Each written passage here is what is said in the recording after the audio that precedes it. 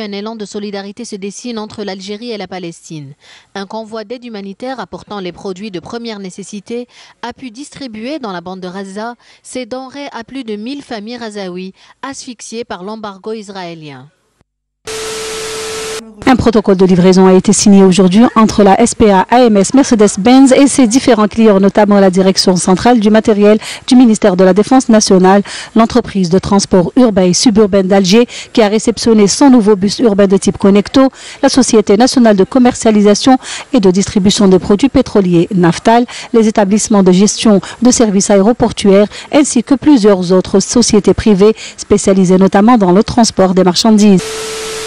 Damas repasse sous contrôle entier du régime pour la première fois depuis 6 ans. Ce mardi, le drapeau syrien flottait à nouveau sur le quartier de Hadjar al-Aswad, dernier bastion du groupe État islamique au sud de la capitale.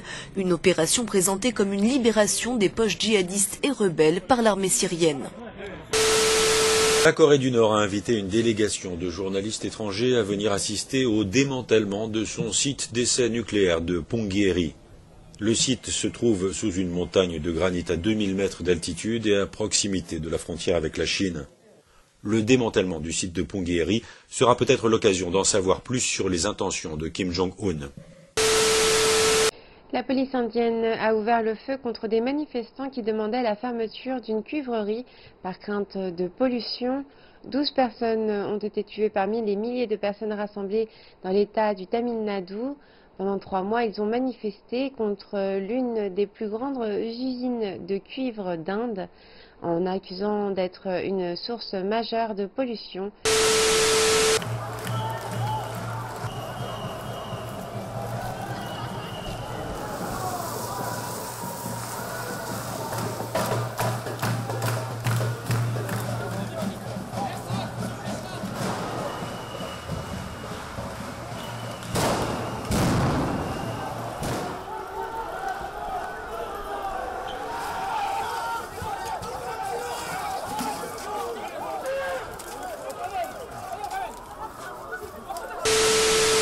D'explication d'1 heure devant les parlementaires européens à Bruxelles pour un Mark Zuckerberg déjà rodé à l'exercice. Le 10 avril dernier, au bout de plusieurs heures d'audition devant le Congrès américain, le PDG de Facebook tentait d'éteindre l'incendie avec un mea culpa.